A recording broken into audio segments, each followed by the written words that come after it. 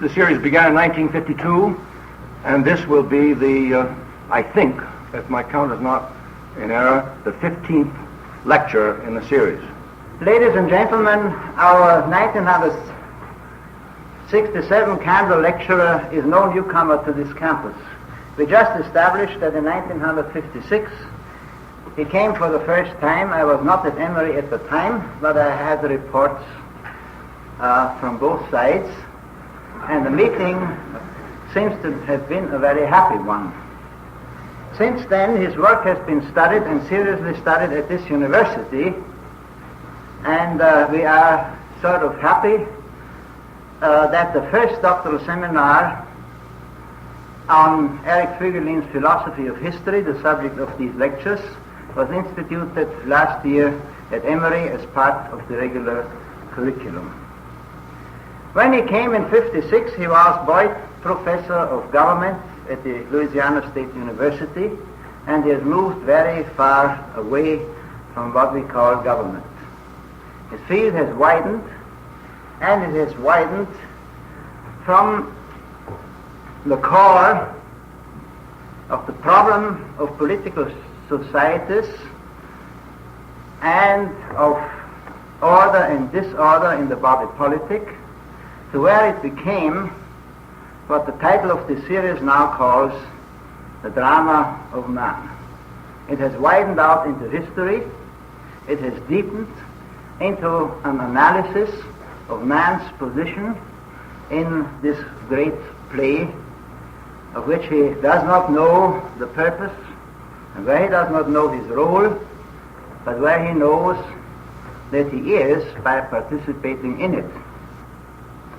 A great poet also dealt with this play almost a century and a half ago, Goethe, and in the prologue to his Faust, he has the stage manager discuss with the playwright how to present a spectacle that will catch the audience, will move it, will excite it, and above all bring it to the box office.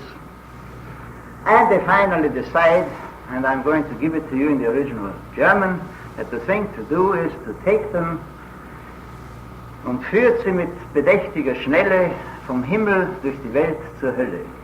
I translate it, it's topical, to take them with deliberate speed, a term that has recurred recently, from heaven through the world to hell. In a sense, I assume that this is going to be the direction which our candle lectures will take, because it's going to wind up with us. I take very great pleasure in presenting today the philosopher Eric Voegelin, who will speak about the Paradise Park Man in the Cosmos.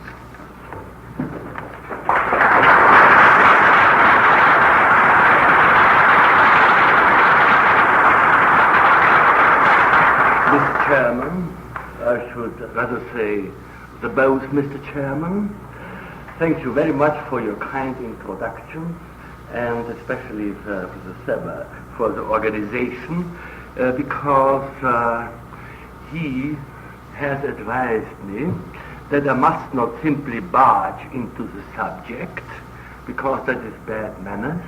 One has to give an introduction linking the subject matter to the more accustomed and conventional beliefs and assumptions. So one must not simply present a new idea or unknown materials or something like that, but bring it in proper order. Now I shall abide by this advice and behave pedagogically, which makes me a behaviorist, I think. And I have, however, then, if I start relating the subject I have to deal with to the present situation, to bring a few things which properly would belong into the third of these lectures. And it will take us some time, and therefore then the whole lectures will have a slight redshift from the first to the second, from the second to the third. I cannot finish all the materials concerning the cosmic problems in the first and not all the consciousness problems in the second, but I have then to shorten the third because I have to bring that in here in order to start properly. Now, with this introduction, ladies and gentlemen, I now may come to the subject matter itself, which is linking what I have to say about the drama of humanity to the contemporary situation. Now, the first thing that is perhaps unusual, if it is used as a technical term, is to speak of a drama of humanity and not of a drama of man. We will presently see why. There's an important difference. But it gives us a starting point. I have to be clear about it, or we have to be clear about it. What is the present conception of man in a public sense? We must always distinguish between the dealings which a few specialist scholars or philosophers have with such problems and what is generally accepted and generally known. And I want to give therefore first, simply enumerating the terms in which popularly modern man is characterized in a general topical fashion, and then in opposition formulate how the same features have to be characterized from a critical position. You will then see best by this mere enumeration of categories that there is a wide gap between the accepted conceptions, publicly accepted, and what is done today in philosophy. Now, when we speak of modern man and use the self-characterization of him in the society in which we all live as modern man, you will find such terms as, first of course, the term modern man, then frequently used, peculiarly modern is to be a secular man, then very much into fashion has come, especially beginning with Toynbee, the idea that modern man is living in a post-Christian age and therefore a post-Christian man, and if the matter gets some sort of philosophical polish, you will then call that post-Christian man an immanentist or world immanent man.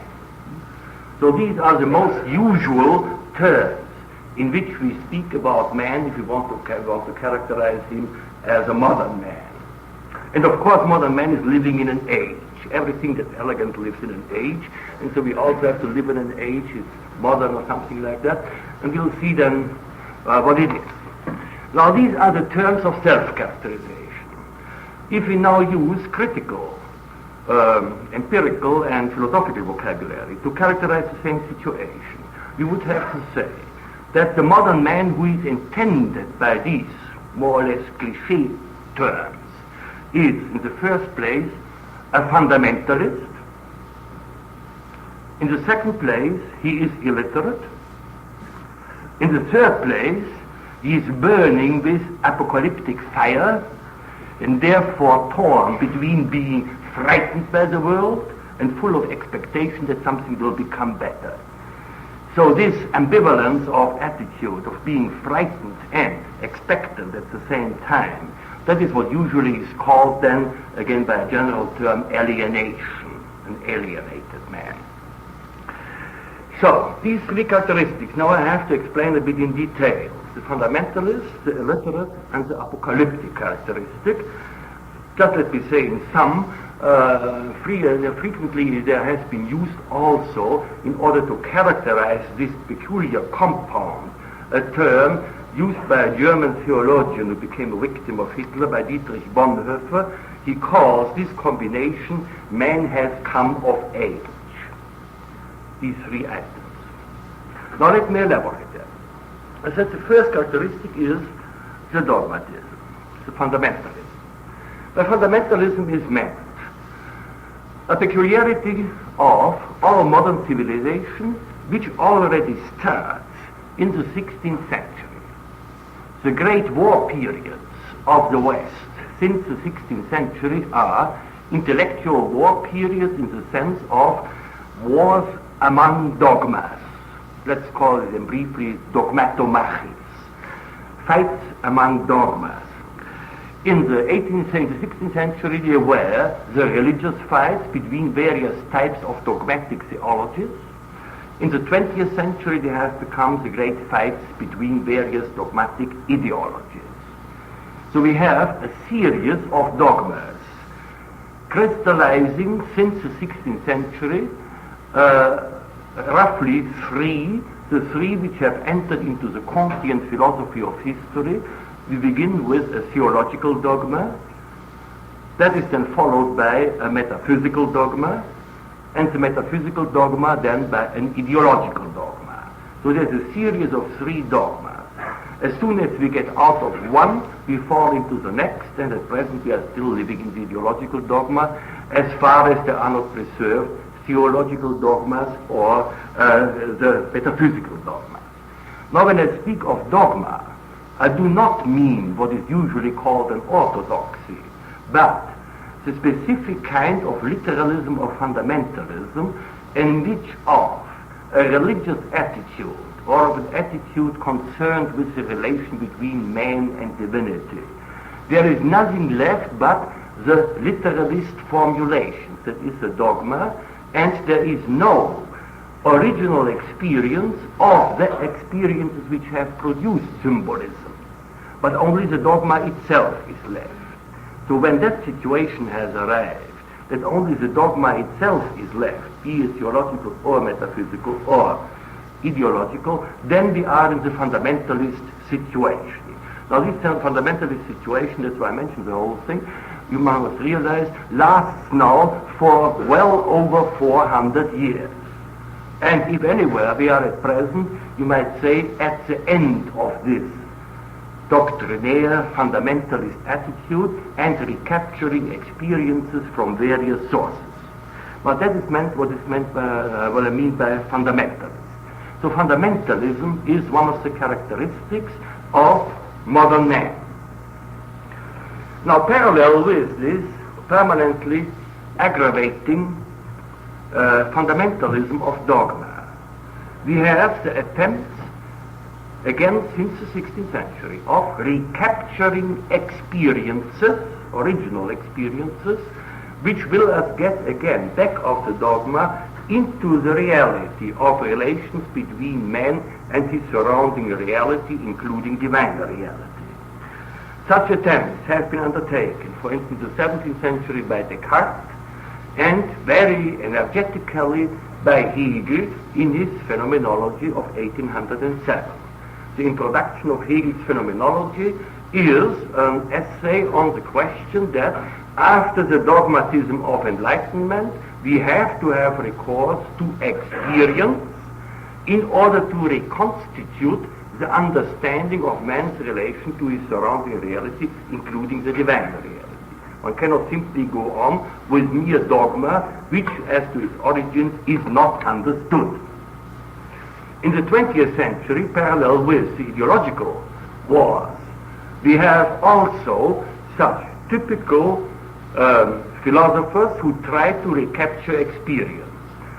At the beginning of the century stands an American philosopher, I should say, William James's Does Consciousness Exist?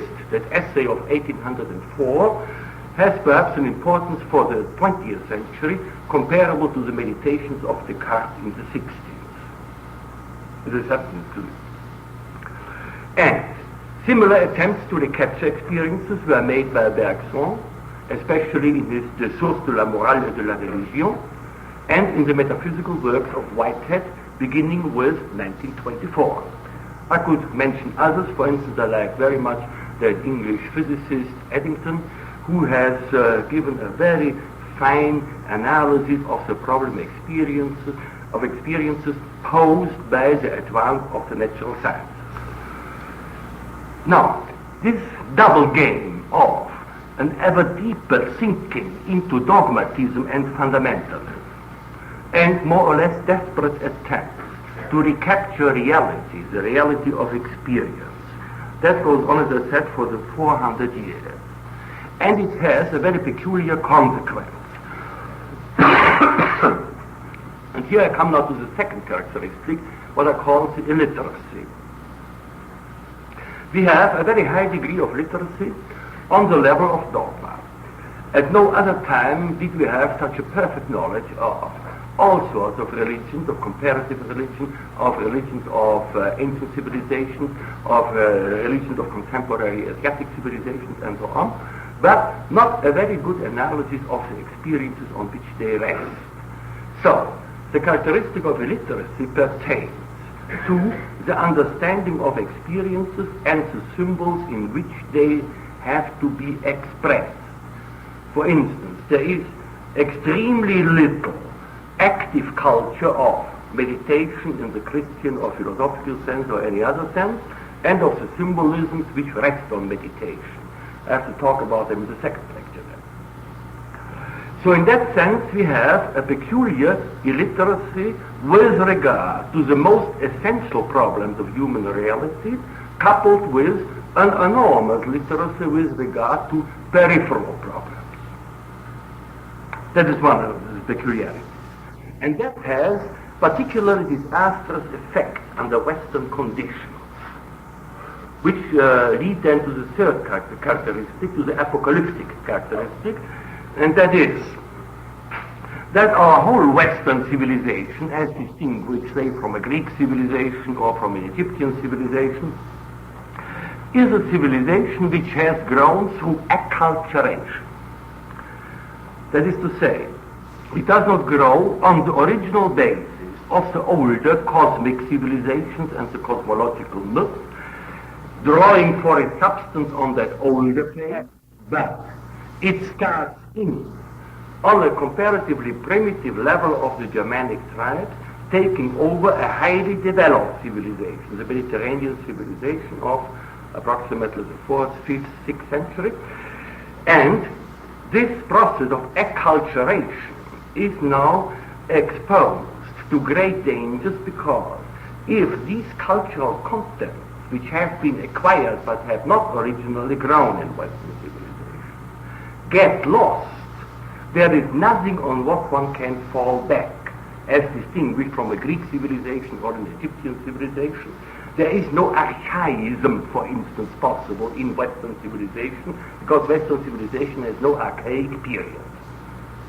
Such a thing as, for instance, the late Egyptian period, in which one can fall back on the sculpture and art forms of the 3rd millennium BC, is impossible, because there is no 3rd millennium BC in Western civilization, and you cannot fall back on the Vikings. That is, they are just too far distant from any developed civilization. So there is no internal coherence in Western civilization from the early beginning to the present, but when you have an acculturation process of this kind, the deculturation process, which the resultant disorder, is considerably more dangerous than periods of disorder in other civilizations which do have their connection with an original mythical order.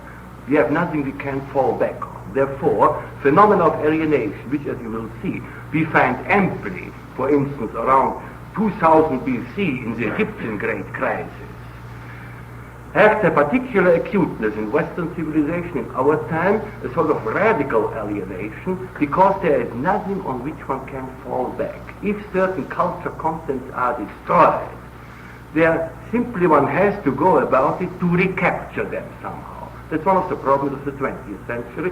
That is the reason why so many people today, since we don't have a myth of our own in our civilization, will now go back now. Archaeology, into comparative religion, into comparative literature, and similar subject matters, because that is the place where they can recapture the substance which in our acculturated and now deculturing civilization is getting lost.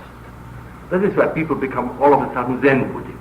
It's funny, you see, but you have to become a Zen Buddhist because there is nothing comparable in Western civilization to which you can fall back if a dogmatism has run out, as the Christian has in the Age of Enlightenment.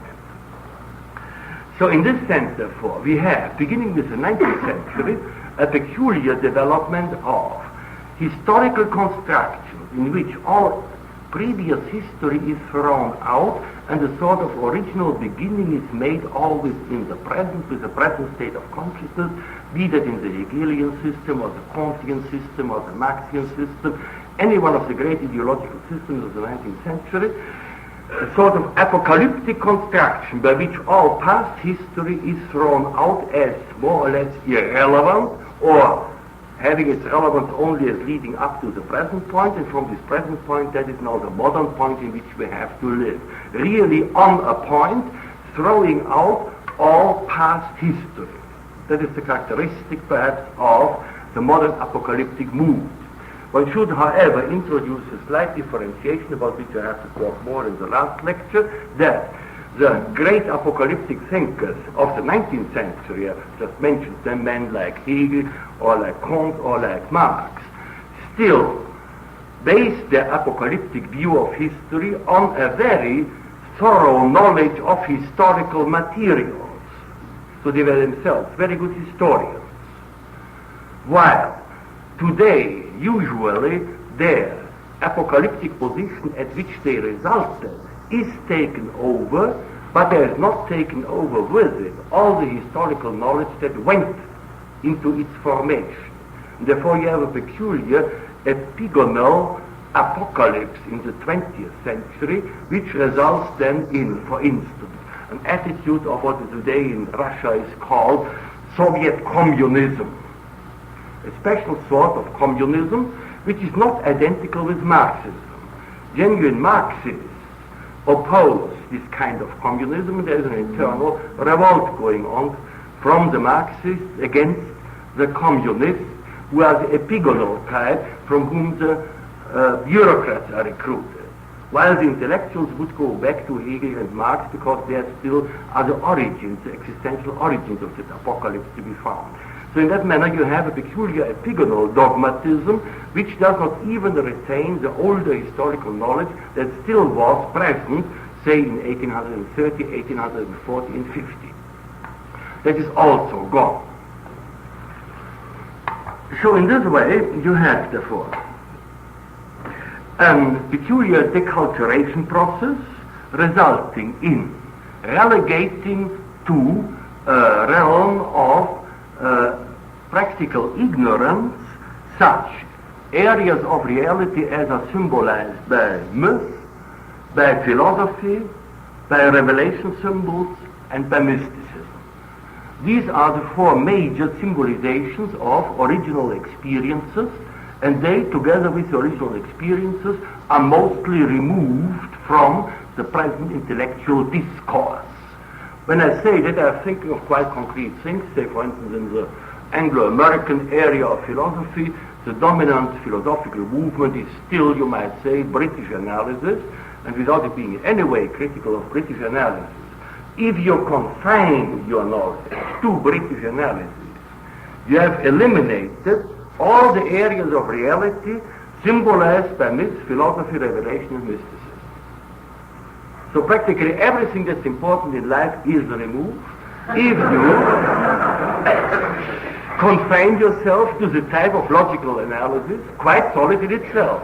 I'm a great adherent in that respect of British analysis, but confined to a type of logic which takes its model from the act of sense perception. And all these other areas are not areas of sense perception, but something entirely different. Now in this development, which I've just now characterized, you have certain outstanding milestones. You can, for instance, see the progress of this deculturation process in the change of the meaning of the term immanence from the 19th century to the 20th century. When you look at the authors in the first half of the 19th century still, at men like De Quincey or Browning or Matthew Arnold, who already worried about that problem of a God disappearing from this world. The word immanence is always used in the sense of that God somehow disappears and ceases to be immanent. That he is transcendent anyway, and in addition should be immanent. That is taken for granted. But somehow he ceases to be immanent. In that connection, the term immanence appears. While today, if you read contemporary literature, you will always find that immanence is not characterized as an absence of God, but as a presence of man. That is, man is the subject of whom immanence is predicated. Man is very much immanent. That is the meaning in which the term is used now, while Browning or De Quincey or Matthew Arnold still would say that God is, should be immanent, and is unfortunately not immanent. So in this shift in the meaning of the term immanence in common usage in literature, you can about see how the accents have shifted from still a measure of consciousness where the problem lies, that some piece of reality is getting lost because it is no longer immanent, to, you might say, an unknowing acceptance of the loss and the statement that man is the subject of immanence. We have an immanentist man now, and not a lack of an immanentist God. So, from this position, which I just outlined, we have to distinguish between immanentist constructions of history. Man is constructed as a function of history in such philosophers of history as those of Kant, Hegel, and Marx, with an apocalyptic presence, that is a presence in which all past reality is relegated to a dead past, and all presence is concentrated in this empirical presence in time, loaded with expectation that something meaningful will come out of this presence. That is the characteristic of an apocalyptic attitude, projecting into the future and forgetting about the past, the dead past and the living future. With regard to such an opposition of a dead past with a living future, one should, for instance, be aware that these ideas of a time that flows from a past into a future on a symbolized line, just one line running to the point of present, is a conception, a meaning of the word future, which does not become current before the middle of the 18th century. Up to the middle of the 18th century, we have no term for what today always we call the future, a better future, a more peaceful future, or God knows what. This term, meaning of future, did not exist in any European language before 1750. But an entirely different one, to which I shall return presently. As against such immanentist constructions of history, now I shall develop here in these lectures a different concept of history. History is an open field of existence. Now the difference between the construction just characterized and what I shall present here can be formulated diagrammatically in the following manner. If you have this late 18th century concept of time, you would have to have something like a line of time going in this direction. Now, if you have the problem of an open time, you would have always to consider that at every point of presence on this line, we are not moving only on this line, but in openness towards divine reality. Let's say two many directions. So that every point of presence is, as T.S. Eliot formulated, a point of intersection of time with the timeless. That is a point of presence. So that the whole series of time then would not be a series on a line at all, but a series of present points in which none is ever past, but only past in relation to my present, but not really. Ontologically, really, it is always in relation to the present, which is the same present, which is my present, constitutes my present here and now. On this conception of divine presence, which is the presence in every present point on the land, depends every construction of history that makes sense, every sense of history at all. There would be no reason whatsoever why we should worry about anything that happened 3,000 years ago or 3 minutes ago, unless there were a reason, perhaps, to remember it, because it is connected with our present point 3 minutes later, because it has a presence, just as our point has a presence. So a proper diagrammatical formulation would then not be the line, but you would have to make it something like a flow of presence, as I call it, with a direction in which there is permanently a tension between the immanent and the transcendent poles. That would be a proper diagram of time, but not a straight line. Perhaps I should say a few words more about that, because, as I said, this line point, this line diagram of time arose in the 18th century. And already Kant had his trouble with that conception of a straight line time, because he had to ask himself, if we have such a straight line of time going in one direction and approaching a point of perfection somewhere in an indefinite future. In the indefinite future you would have that, on the one hand indefinite, on the other hand large capital perfection. That was his conception of history, approaching in an indefinite approach the realm of perfection. And then he would ask himself, how large is our perfection in any finite time in which we live, because we don't live after all infinitely, but only for a span of time. And now take any finite piece of time, make it small t, which may represent 10 years or 50 years or a century or a human lifetime, and then ask yourself the question, how large is progress within that finite time? And then you would have to formulate that this finite time is equal to the large perfection times, no, let's get it straight.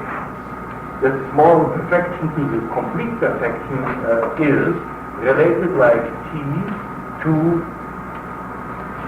infinite, which gives you then the equation p is capital P times t by infinite, which is equal to what? 0. Indefinite line of time with indefinite perfection, all finite progress in time is 0. So there is an inherent logical problem.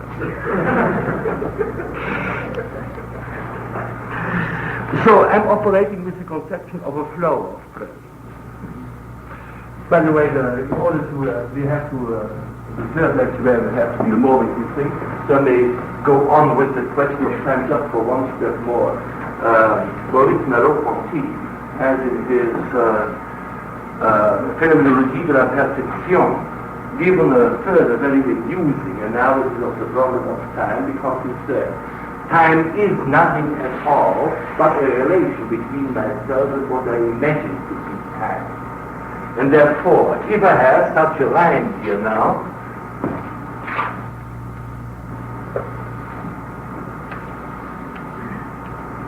I cannot talk about it in the abstract, but I have to place myself in relation to it.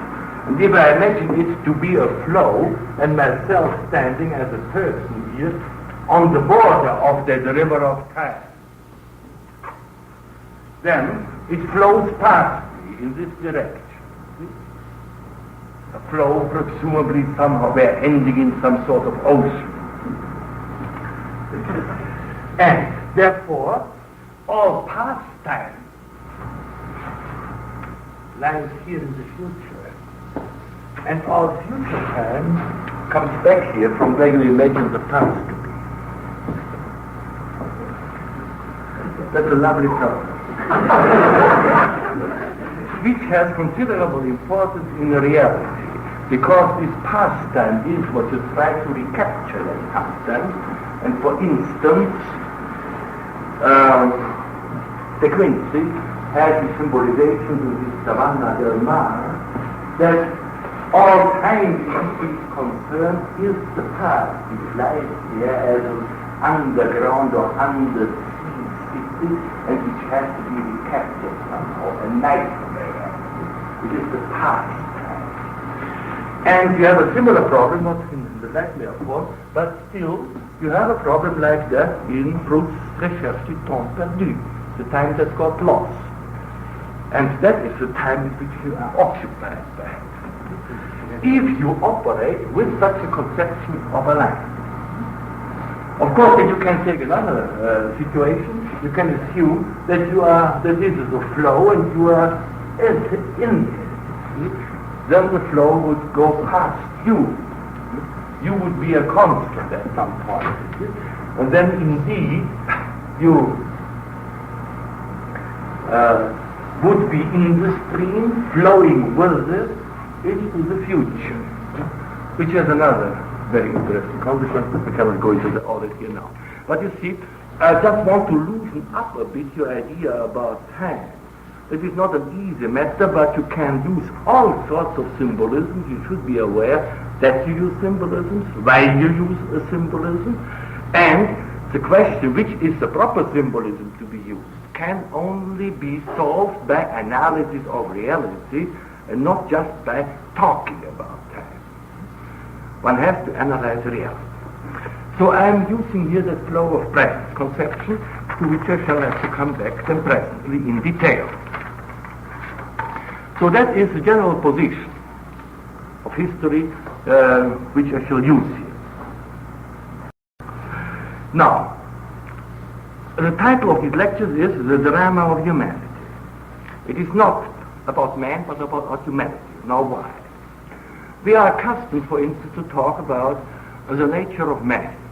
And then you have usually the great fights between adherents of a classic philosophy, who will tell you that the nature of man is a constant, and between the apocalyptically excited intellectuals who tell you the nature of man changes and will change even more in the future, and all our expectations for the future and for a new realm on this earth depend on changes in the nature of man. Now obviously you are here again in a logical problem, because if by nature of anything you mean the constant features can't change, because then they wouldn't be constant. So there is logically impossible. By definition, the nature can't change. But there is a real problem, nevertheless. And that real problem is present already at the time when the conception of a nature of man is formed in antiquity, in classical philosophy. That's where it's formed. And there arises the conception that man has a nature in the sense of a form like any object of sense perception. Like a table that is developed according to a plan, or like a plant which has obviously an organismic plan in its growth and so on. And that is a decisive point. You see, we are very close still in our English empiricism since the 18th century to the Aristotelian conception that a metaphysics of man has to be formulated in terms of form and matter. So, either the artifact or the organism is the model on which you philosophize.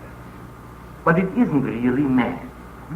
So if you transfer the model of a form and the matter organized by that form to the human person or to a society, you run into difficulties simply because society is neither an artifact nor an organism, but something entirely different. It is engaged in some sort of a process which is not the same as that of the model of artifact or organism. And you run therefore into the problem that there is a process of change in conflict with the assumed form. And one can only solve that problem by admitting that here is a difficulty, and the answer is, there is obviously enough of stable features in man to recognize him as a human being, and obviously enough of process in him in order to recognize that there is a process going on in him, and not only as an animal on the organic level, but also on the mental, intellectual, spiritual level. Such processes of the human soul, or whatever you wish to call it, where the process takes place, because it doesn't take place in the organism, but it is a mental or spiritual process, has produced its own adequate form of symbolization that is called autobiography. So wherever there is a consciousness of man in process, the problem of autobiography begins to develop as an interesting subject matter. Otherwise, you would simply have only a stolid type which never changes. But when you become aware of the change and of the importance of change, then autobiographical problems begin to present themselves. Also, already in antiquity, that's when autobiography begins. So, we have always a problem that on the one hand there are stable features in man, on the other hand there is a process going on, and especially the process of discovering that man has stable features, because man as a subject matter to be defined in any terms at all is not omnipresent in history, but it arises in Greek civilization with specific definitions of man, as for instance the animal rationale, the zoon nun echon in Greek, an animal that has mind or nous or reason, and such a definition is in itself an event in the history of mankind. Now, one peculiarity of this event, as it happens in Greek philosophy, however, is that the result, a formulation of the nature of man in stable terms, such a definition as man is a rational animal, is resulting from it. But there is not included in this observation that the observation itself is a new event in history. Therefore, you have then a peculiar structure of all classical philosophy of order. You have insights into the personal structure of man as a stable structure in a given situation of the late polis. That is, for instance, the typical content of Aristotelian ethics. The structure of man is the structure of his behavior, true behavior according to his nature in society and the world. Or you can then expand that picture of man as a perfect stable structure into a perfect stable structure of society as it ought to be. That is then the content of the paradigms of a best constitution in Aristotelian politics or in Platonic politics. But there is nowhere in the series of ethics and politics, which are after all the 2 volumes of a philosophy of order, a 3rd volume, which would have to be called historics, where one would go into the problem that such stable features as described in ethics and politics are discovered at a certain point in history in Plato and Aristotle, and why and what went before it, what possibly could come after. So the event character itself does not become thematic, but only the result. So this reflexive element, which is a process element in the nature of man, that would, if unfolded, contain the problem that the nature of man at any given time, so it has stable features, contains always a self-understanding of man at a given historical period in his relations to all other sectors of reality, the world, God, and society. So all these other relations are envisaged in a certain manner in which they were not envisaged before, and in a manner in which no longer we do envisage them today. So this element of envisaging the nature of man, understanding himself, developing these images of self-understanding, in addition to the results. So this picture of a specific humanity, not only the recognition of the structure of man, but of humanity in the sense of being man in a certain manner in relation to all other elements of reality. That is what I would like to call humanity as distinguished from a stable nature of man. So that is what is meant by humanity. Now, that gives the leaders with a number of definitions with which I may conclude this section. That is to say, humanity means then man in a mode of understanding himself in his relation to God, world, and society. And these modes change. And history then would be the drama, if any meaning in it can be discovered, of humanity, of the self-understandings of man. So with that I want to leave all the introductory part, and I hope I have done my duties in that respect, and now can come to the subject matter of the 3 lectures. But that is already part of the 3rd lecture. Here we have to deal now with first the plan of the lectures. I shall develop only that for the first lecture and mention the others. The three titles for the 3 lectures are Man in the Cosmos, The Epiphany of Man, and Man in Revolt.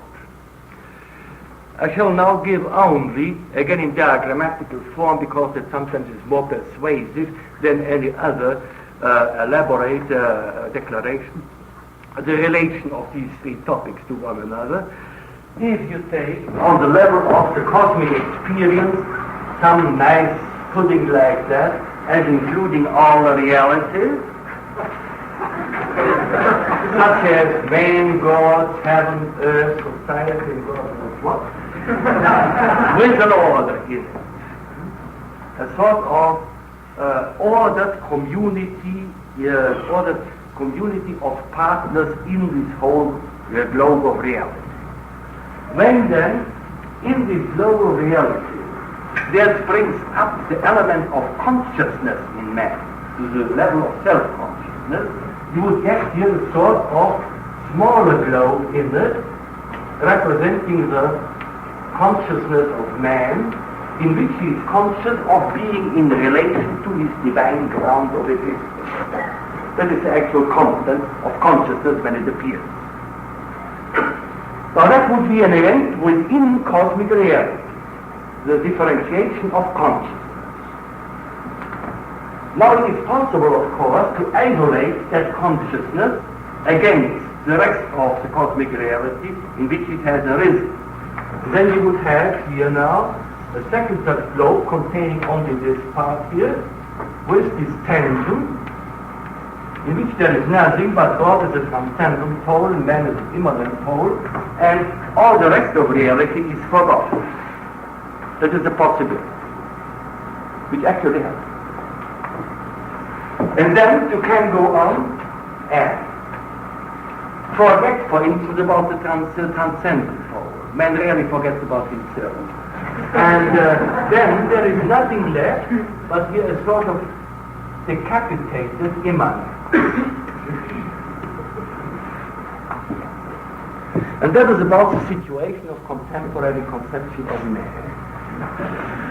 So, to take one sector of reality out of the larger reality, isolate it against the whole cosmic reality, call that the reality of philosophy or revelation, and then you cut that in half, decapitate the transcendent part, and you are left then with the lower part, with the immanent reality. So this first part, the first diagram, would be man in the cosmos.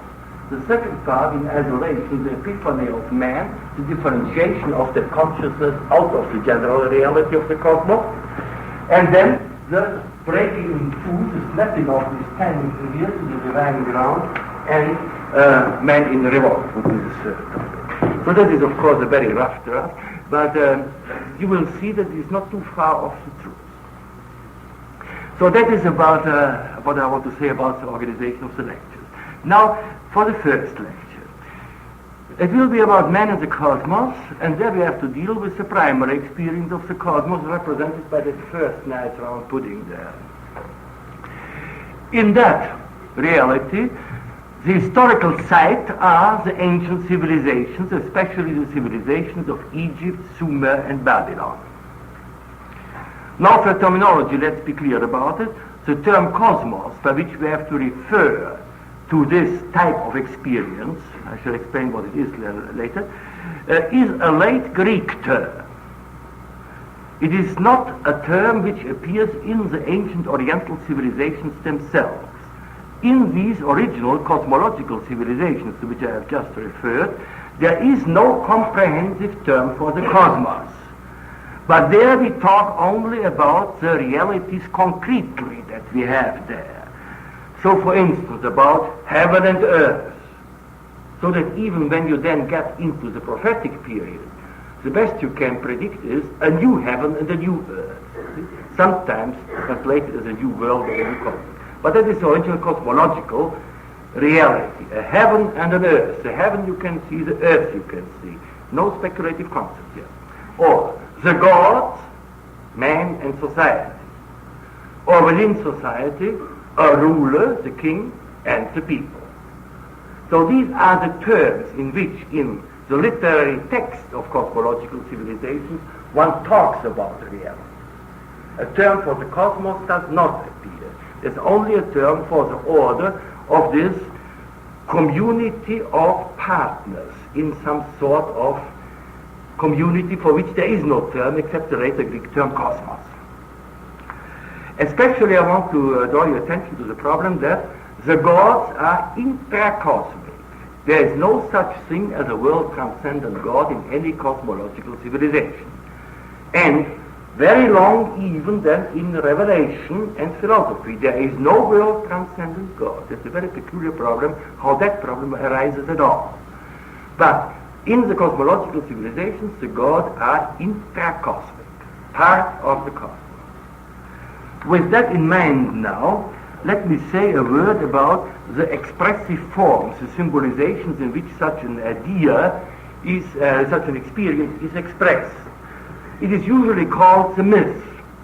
And here we are still in a considerable methodological quandary in the practice of science, because the comparative religionists and mythologists and archaeologists usually subscribe still to the older conceptions of myth, which are rooted in the general phenomenology of religion.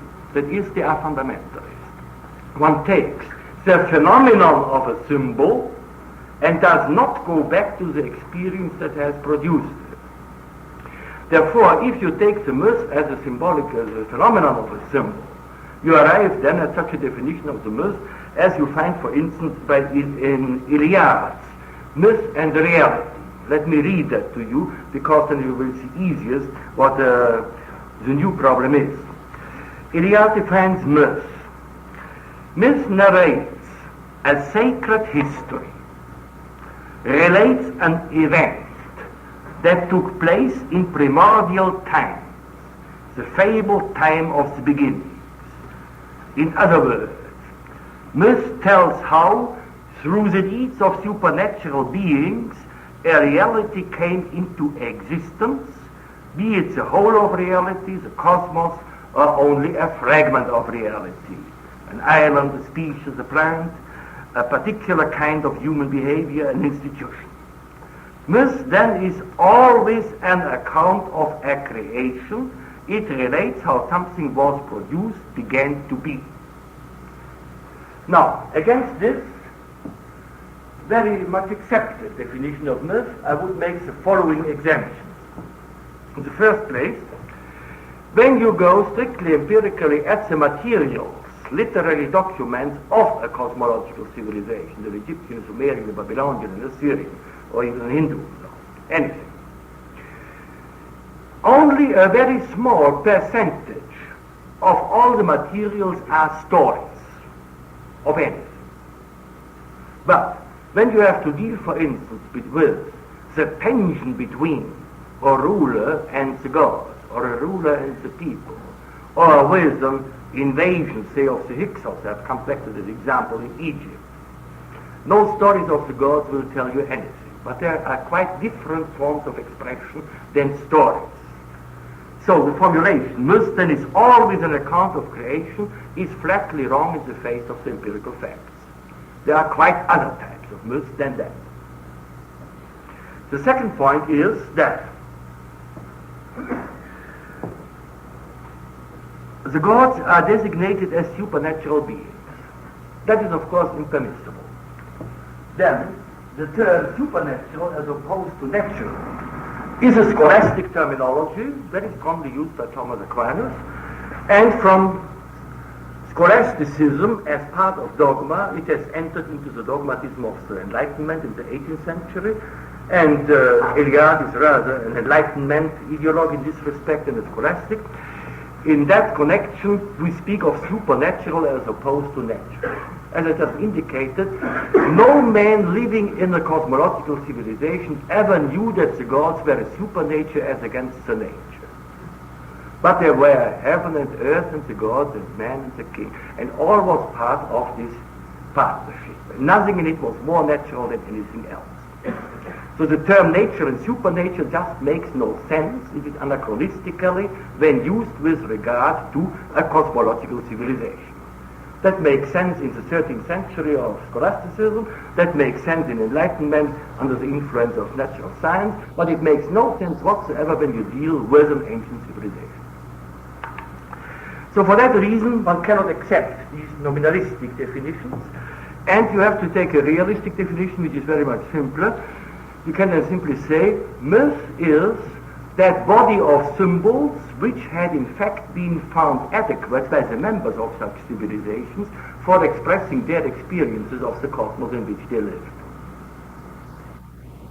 Nobody can object against that. You simply go back to the empirical facts. And now, let me make good that what I've said. In the myth, you have a lot of things which are not story. For instance, I've listed here 9 different types. Let me just enumerate them. 2 of them I shall then deal with examples. We have symbolizations of the established order of empire. The empire is an analogon of the cosmos. You might call it a small cosmos, a cosmion. Such formulations of the analogy between empire structure and cosmic structure are, for instance, to be found in the famous preamble to the Codex Hammurabi. No story of it. Parallel structure between the heavens and the earth. The parallel, the small cosmos. Then, a case in which you have history, but a history of a very peculiar kind. A foundation myth of empire. So the established myth is symbolized by the parallel, the analogy. A foundation myth must be symbolized by an action among the gods. The form is not a history strictly, but a drama, such as the theology of Memphis of probably 3000 BC. So a drama which tells the story of the foundation of Egypt as a drama enacted among the gods of Egypt. Then, in the crisis periods, as for instance the first intermediate period, in the about 2200 to 2000 was the height of that crisis in Egypt, you find highly intricate discussion of the contemporary skeptical arguments with an existential analysis of true existence leading out of this mess. We'll come back to that. Or you have lyrics expressing skepticism in the gods. Not being a story of the gods at all, but expressing skepticism of man with regard to the stories told about the gods. As for instance, the Song of the Harper. Songs of skeptics. Then, a vast body is roughly an equivalent to what you would find on the ordinary level of common sense in the 18th century sense. The wisdom literature. Nothing about the gods, only about man, but in the context of a cosmological experience.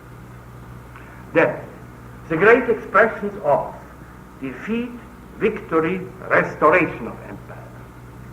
No story at all. The relation between the ruler and God. That is the problem. Then, the ritual renewals of order in the New Year festivals. What Eliade usually brings under the eternal retour, the eternal return. There is no eternal return in any ancient civilizations. There's only a rhythmical renewal. And the rhythm is not an eternal return. Let me briefly explain it because there's still a lot of misunderstanding about it. When you have a rhythmical renewal, you have something like a sinus curve. like the annual spring, summer, fall, and winter cycle, going on and on. But then there is something like a return, eternal return of the same, and that would be really a circle of events in which, as Aristotle does in the Problemata, asks the question, if I'm living here at a point in the present, that be my present, and then I have an historical event like the war against Troy, then I can ask myself the question, which way am I nearer to the war against Troy? This way going backward, or this way going forward? That would be eternal return. But such an eternal return as an historical conception is nowhere to be found before the 7th century BC, in Hinduism and in Hellas. No ancient civilization had ever any conception of an eternal return, but only the rhythmical renewal. Well, that was not a story either, but the question of ritual renewal. Then, something else which properly does not come under much in the sense of a story of the gods at all. That is the construction of unilinear history from the beginning of the creation of the world down to the present imperial presence, the empire. We have, which is also very little known, unilinear history in ancient civilization. But we have no cyclical history. There's no concept of cyclical time or cyclical history in the ancient civilizations of the cosmological time. But there is unilinear history. I shall come back to that in the second lecture. And then we have all sorts of symptoms of a breakthrough beyond cosmic experience in the direction of either a beginning in time, that would be this dimension here, extrapolation into the past to the point of origin, or to find the origin in transcendence here. So we have speculative extrapolation of a known part of history, say this part, extrapolating it back to a beginning. This is one way of it. Or turns directed without benefit of other parts of reality to an unknown God beyond all the known gods. So the problem of the unknown God is a problem already in Egyptian civilization, and the main god of the later period, Ammon, the Egyptian word Ammon means the hidden one. So the hidden god, which then becomes very virulent in Gnosticism, is already present in the Ammon hymns at the latest in the 8th century BC. So here you have all sorts of literature and symbolic expressions which are all would lump as myths, and of which only a small part has the character of a story. As you have seen from the enumeration already, also, all human problems and situations with which we are familiar, question of loss of existence, questions of alienation, of crisis, of empire, of personal crisis and so on, all are subject matter of expression in a peculiar medium. So not only just one block-like peculiar conception of this or that. And I want now to give you one or two examples of what that looks like in times of crisis, what really expression in the medium of cosmological civilization is what it looks like if it is not a story. And I want to give two examples. One example, perhaps I can do that still today, from the point of view of the ruler, and one example from the point of view of the common man. Now, from the point of view of the ruler, there is preserved a very interesting, we have no term for that, a declaration of the only female pharaoh, the Queen Hatshepsut, 1501 to 1480 before Christ, on occasion of the restoration of order after the expulsion of the nomad invaders, the Hyksos. Let me read you that information of the queen to the people. Hear all ye people and folk, as many as they may be. I have done these things through the counsel of my heart. Colon. Now she tells what he thinks. I have not forgetfully slept, but have restored what had been ruined. I have raised up what had gone to pieces. When the Asiatics were in the midst of Avaris in the Northland, the Hyksos, and among them were nomads, overthrowing what had been made. They ruled without Re, the Egyptian god, and he, Re, did not act through divine command down to my majesty. That was the crisis. Now comes the result of restoration. I am established on the thrones of Re. I was foretold for the limits of the years as the one born to conquer. I am come as the Ureus serpent of Horus, flaming against my enemies. I have made distant those whom the gods abominate, and earth has carried off their footprints. That was the restoration. And now the interpretation. This is the command of the father of my fathers, who comes at his appointed times of Re, the sun god. And there shall not occur damage to what Ammon Re has commanded. My own command endures like the mountains. The sun disk shines forth and spreads rays over the titles of my majesty, and my falcon is high above my name standard for the duration of eternity. Now here you see what a so-called mythical expression is. Here speaks a ruler after the Hyksos have been expelled from the country. And now comes in two, always in pairs. First, the achievement of the queen. She has restored what had been ruined. And the characterization of ruin is they ruled, these invaders, the chaotic invaders, without the sun god. So there is rule without proper rule. And God did not act through divine command down to my majesty. That is, the order is mediated through the Pharaoh from the gods. And the gods did not let the order flow from himself through the Pharaoh down to the empire of the people living in it. So that is the definition of disorder. Now when it is re-established, then the Pharaoh is again the mediator of divine order to the people, thanks to the God. And then comes, in the second part, again opposed to one another, this is the command of the Father, and my own command endures like the mountains. Always a parallel between the king and the God and the king and the order.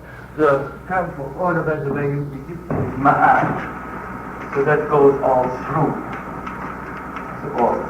The ma'at is dispensed from the gods down through the Pharaoh to the empires, administrators, and the people. So when that cause is interrupted, then there is disorder. So you may call it a story, I don't know if you think it is a story, but it is a description of the dynamics of order in terms of the relation between the God, the king, the people, and the invader. So here is trouble. Now in this kind of trouble, you then have also the commoners bitterly suffering from it. All of that. Can you stick it out another quarter of an hour? In the famous dispute of a man who wants to commit suicide with his soul. So that is not a pharaoh but a commoner. He wants to commit suicide if there is his order, because he doesn't like to live in that sort of environment. And from this I want just to give a few examples of description. I cannot give the whole analysis, but because time is too far advanced, but at least a few examples. He describes the disordered social world in which he lives. Now look at the formulation. They are always given in tristichs, in which the first line is repeated. He says, for instance, to whom can I speak today? One's fellows are evil. The friends of today do not love. If you translate it into classical philosophy or Christian terminology, it means that the classical philia politica, or the love among men in confidence, has disappeared when the order emanating from the gods is gone. Everything has become a man alone for himself and has become evil, therefore. Very drastically, this loneliness and the loss of character is described in the following treatise. To whom can I speak today? Faces have disappeared. Every man has a downcast face towards his fellows. Like a modern urbanized society, you might say, Riesmann's lonely crowd or such parallels emerge immediately. Or, to whom can I speak today? There is no one contented of heart. The man with whom one went no longer exists. So the dissolution of society, destruction, disappearance of contentment, the phenomenon of alienation makes itself felt. That is a description of the society when there is disorder. And then, how is that to be interpreted? When there is such disorder, man turns away from a life that has become senseless and contemplates suicide. Let me give you at least two of these suicide risks. Death faces me today like the recovery of a sick man, like going out into the open after a confinement. Death faces me today like the longing of a man to see his home again after many years that he was held in captivity. And so he goes on and on. All the metaphors of escape from this reality as a release from sickness, a release from prison, a release from a darkness that makes you see the light, and so on. And returning to a sort of home now. And then what should be the result of such escape from this senseless reality? A sort of judgment in the beyond.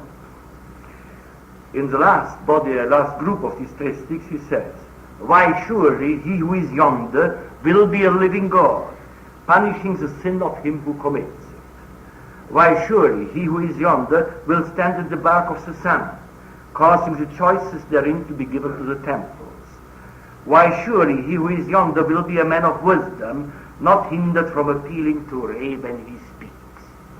A sort of conception of a judgment in the beyond, in which man can participate because he is immortal, when he commits suicide in order to escape a world in which he is completely alienated, which has become strange to him, and against which death is then the real life. Very similar to the formulation which you find in Plato's Gorgias, for instance. Now, here you have an almost complete analysis of a deficient existence in society when the ma'at, the order, has disappeared, of a recovery of a truth of existence in the sense of the divine order which is necessary. But in this particular situation, a despair that through any sort of social action it could be achieved, and that therefore the only sense, a meaningful course of action would be suicide that would bring man in his immortality into the company of the sun god and there reinforce his ordering power again for the world, for the restoration of the empire of Egypt. Now that is under Egyptian conditions, of course, a revolutionary conception, because under the empire conception, only the pharaoh is the mediator of divine order. A single Egyptian can do nothing about it. He can only create disorder. When here now appears a single man who by way of suicide becomes a living god like the pharaoh in the bark of the sun god, he places himself in the place of the pharaoh. So the center of order is understood to be man, not the ruler, the ultimate center of order. And this existential insight that the order is man, and not in the social organization only the pharaoh, is absolutely present here. But it cannot crystallize into, or under other conditions it might become, a revolutionary movement, or a prophet who could assemble a sect around himself, or a philosopher who could found an academy or anything like that. Because all that is under Egyptian conditions yet impossible. The empire, in the cosmological sense, is so strongly institutionalized that if you have not status on the administrative level, on the priestly level of the temples and so on, you are nobody with regard to the order of the empire among the living. You would have to join the dead in the bark of the sun god in order to count for something. And that is why suicide becomes a problem. If that is no longer, if the empire institutions are no longer so strongly alive that they are an absolute block to individual activity, then only you get into the problem of revolutionary action through new intellectual or other spiritual movements with the center of a personality, a prophet or something like that. So that is not yet possible in the Egyptian conditions. So let me close there with, and the next time we come then to the epiphany of man, when just such things become possible. How that can be done. Thank you very much.